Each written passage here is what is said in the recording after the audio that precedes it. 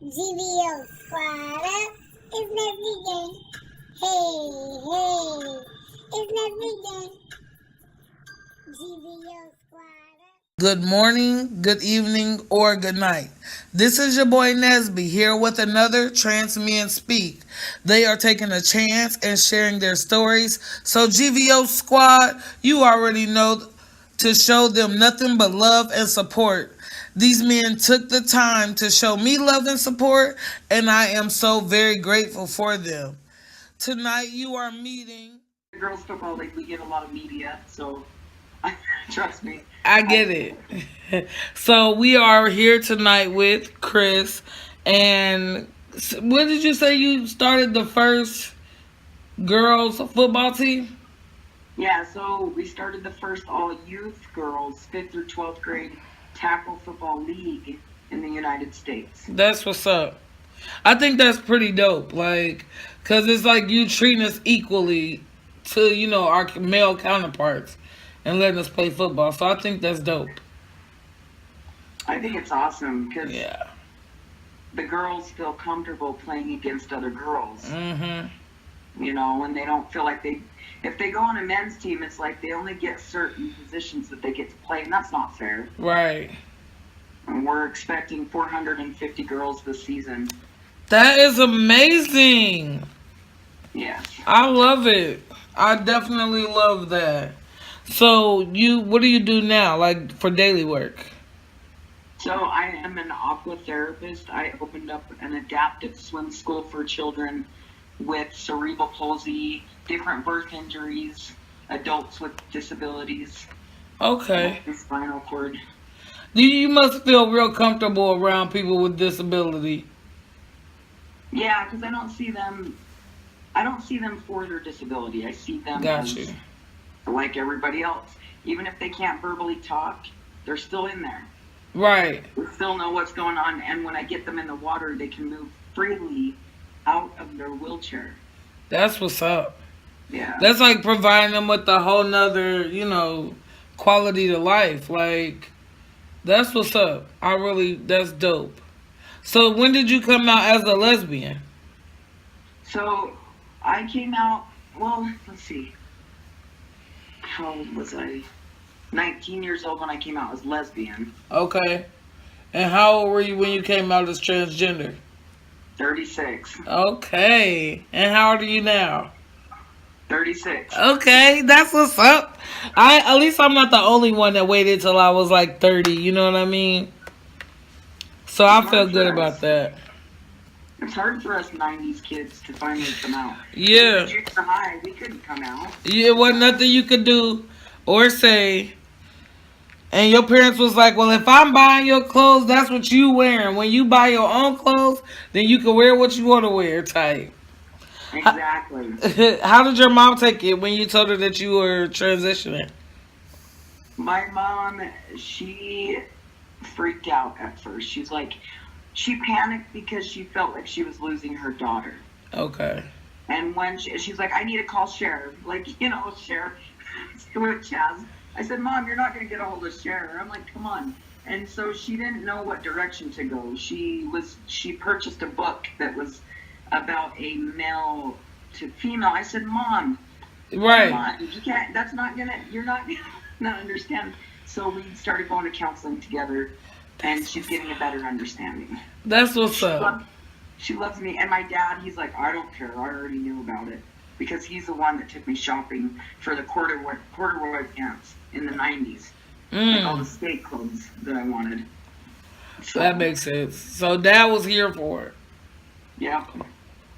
My dad's super cool with it. Yeah. Are you in a relationship? You single? What's going on? So I just went through a divorce, but she's still my best friend. That's cool. Which is awesome. It was a mutual agreement, and she's lesbian, so I don't expect her to be with a guy, and I hadn't really good at that either. So that's what's up. Are you on T? Yes, I've been on testosterone for 8 months now. Okay, and have you noticed any changes to your mental or your physical self?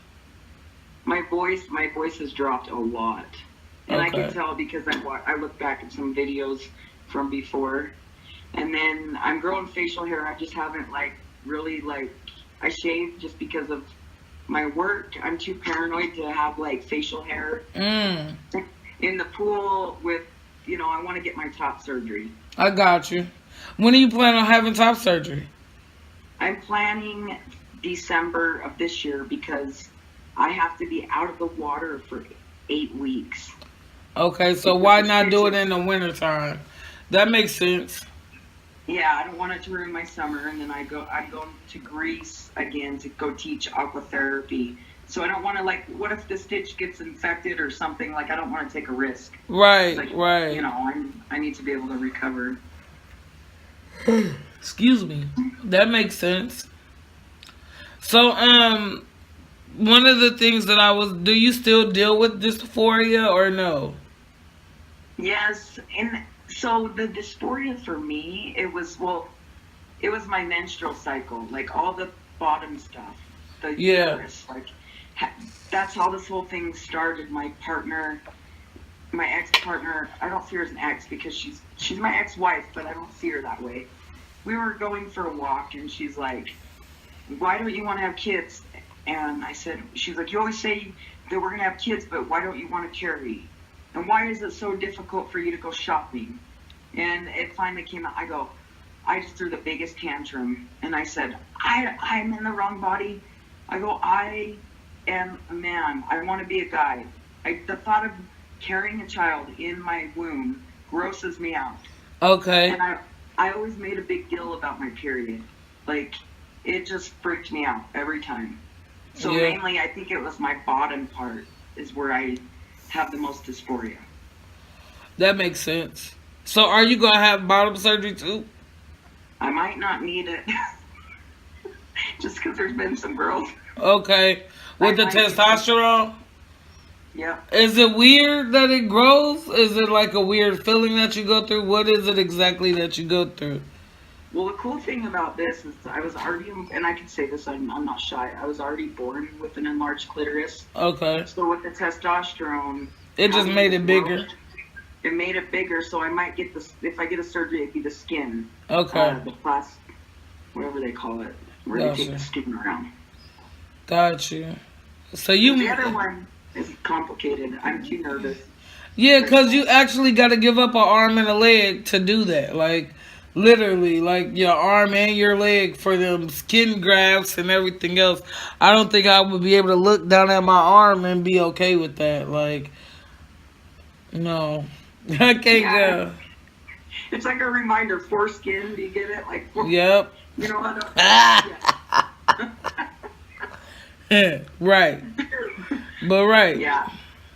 I was talking to somebody, he was saying that now that he's gotten the bottom surgery, he's more dysphoric because of the arm and the leg. That's all he sees. That's all he focuses on is the skin missing from his arm and his leg. And I was like, you can't do nothing about it now. You know what I mean? There's nothing you can do about it now. And there's no going back from that point neither. You done already took it to the 100th degree. So, I don't know what to tell him. All I could do is pray for him. There was another question that I wanted to ask you, seeing as how we talked about the dysphoria. And we talked about your parents as well. My last question would be, do you have any advice for anybody that wants to transfer? And what would be a positive quote that you live by? So the best advice I can give is, I'm going to be 100% honest. Make sure you get through some of your mental work first. Take one step at a time. Mm-hmm. Go to a counselor. Every dime, I get the goosebumps when I say this, every dime that I have spent on my psychiatrist and my counselor, Worth it. It is worth everything because I had to learn to love myself first. Mm-hmm. Because I didn't want to just put on a piece of clothing thinking, I didn't want it to be okay, I'm just, I wanted to be sure. Does that make sense? Yeah. I wanted to be sure that this was real dysphoria. I wasn't just jumping into it quickly. So that, I think people should go through this, and there's no time limit on it. If they're like, Period. okay, I want 6 months of counseling, I want to start testosterone. Yeah. There's Some no. people just know though. Like, but with me, I think I was the fear. So just stepping aside and letting that fear go. So wait, when you say that you get testosterone, do you get the intermuscular? Do you get the sub? I still don't know what that is. The little I one get that in your injection. stomach, or the big needle? I just do the injections in my thigh. Yeah. Okay. All right. Well, it was definitely good talking to you tonight. I'm sorry I'm coming in and out. I've been at this all day for real. I've met some very interesting people though. So I'm definitely glad about it. And I just hope that by doing this I can reach somebody and let them know that, you know, even though the stories are the same, that we can be in different places in our journeys, you know what I mean? I just want to leave a positive message, like, you got support, basically. Yeah, and it shouldn't matter the age. That At was all. another factor in mine. I was like, what? Can I do this at age 36? Like, can I do this? Yes, you can do anything that you put your mind to. Yep. Yes, it was definitely great speaking with you tonight, Chris. I appreciate it. Yeah, it was nice speaking with you too. Yes, I will email you when your episode goes up, okay? All right, I appreciate you so much. Appreciate you. Thank you.